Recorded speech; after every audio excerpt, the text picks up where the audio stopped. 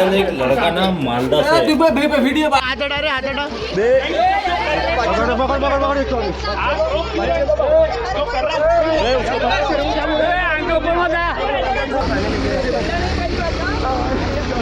तहसील police station में इस वक्त मैं मौजूद हूँ, जहाँ पर एक अनोखा मामला सामने आ रहा है, जहाँ पर दो बच्चियों को स्कूल के बाद में अगवा करने की कोशिश की जा रही थी।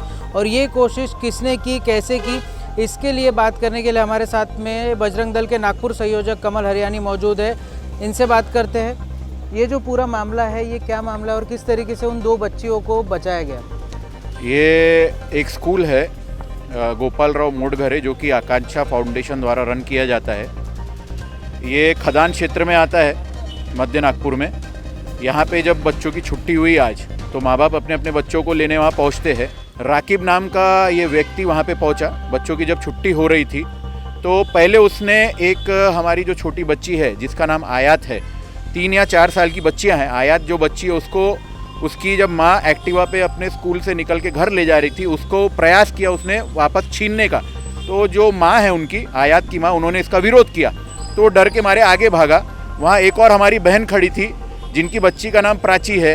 उसको जब वो बच्ची को लेके जा रही थी, उनको रोक के उसने लिटरली बच्ची को वहाँ से उठा लिया एक्टिवा से। वहाँ जो सचेत नागरिक और बजरंग दल के जो कार्यकर्ता उस समय वहाँ उपस्थित थे, उन्होंने अपनी समझदारी दिखाते हुए उस विधर्मी को पकड़ा। अब मेरा प्रश्न ये है कि ये जो आदमी है, पश्चिम बंगाल का अपने आप को बताता है, उस समय वो वहाँ पे हिंदी में लोगों से बात कर रहा था। स्कूल के सब लोगों ने वहाँ पे हिंदी में उससे जब बात की, वो जवाब दे रहा था। जब लोगों ने उसको पकड़ा, उसकी धुनाई की बच्ची को किडनैप करने के चक्कर में और बच्ची को गलत तरीके से हाथ लगाने की, तो इसकी मंशा क्या थी?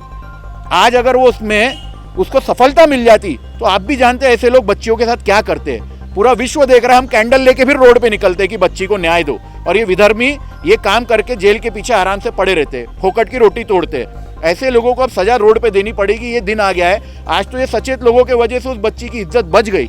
अगर खुदा ना खास्ता ये कल गलत हो जाता, तो फिर हम क्या करते? हमारी ऐसी बच्चियों की सुरक्षा का कहाँ हमारा दायित्व है? स्कूल का क्या दायित्व है बच्चियों की सुरक्षा के लिए? हमें पुख्ता करना होगा। आज ये जितने सचेत नागरिक है, उसको यहाँ लेके आए मार के। पुलिस अभी उसको ताबे में लेके उसके ऊपर जो कार्रवाई कर रही है, हमारा यही पुलिस डिपार्टमेंट से हमारी डिमांड है कि उसके ऊपर सख्त से सख्त कार्रवाई की जाए, ताकि ये मैसेज पूरे देश में पहुंचे कि हमारी 3-4 साल की बच्चियां आज स्कूल में भी सुरक्षित नहीं है। एक आखिरी सवाल पूछना चाहेंगे, किस तरीके से अभी वो जो राकिब जिसने ये अगवा करने की कोशिश की थी, अभी पुलिस से क्या आश्वासन मिला है कि उसके ऊपर में क्या कार्रवाई होगी? नहीं, आश्वासन कुछ नहीं। पुलिस भी इस मामले में बहुत गंभीर और संज्ञान ले रही है, क्योंकि उन्हें भी पता ये 3 और 4 साल की बच्चियों का मामला है। कोई ऐसा बड़ा यानी बच्ची नहीं है। हालांकि अपराध तो अपराध है, किसी भी बच्ची पे हो। 3-4 साल की बच्ची का आप समझ सकते हैं, एक आदमी उसको किडनैप करने का प्रयास कर रहा है, उसकी क्या मानसिकता है, कहीं ले जाके उसको मार देता दुष्कर्म करके, और क्या करता, फिर उसके बाद हमारा शहर जलता।